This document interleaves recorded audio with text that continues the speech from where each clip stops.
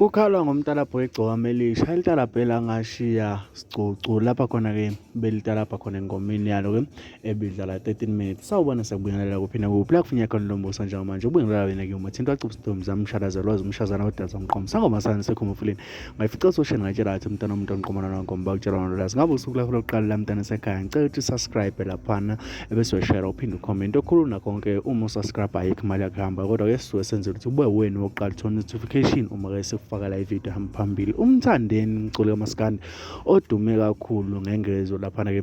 uthena ukutalabha kakhulu kodwa-ke kunconya isenzo sakhe sokutalabha angakhiphi iy'ndaba zabantu kodwa-ke ayidlalele nje njengey'nsizwa zonke adlalise futhi abaculi bonke ngokuphelele, hhayi lento ekade ikhuzwa-ke laphana-ke kuyena ukhuzwana ukuthi-ke angene ey'ndabeni zabantu kodwa-ke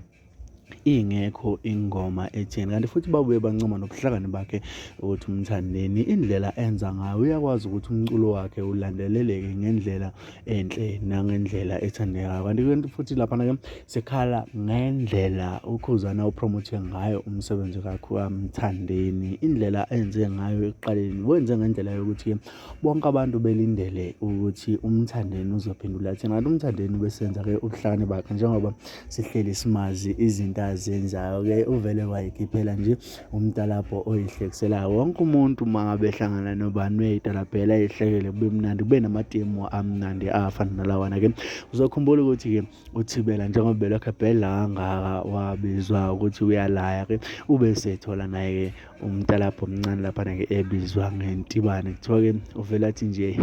yabona-ke laphana-ke ngakhohlwa ukungilandela inkundla zokuxhumana ngabe-ke uTikTok ube uFacebook ube wona uWhatsApp uthi @mathinta cebisa noma uthi @KwaThibela.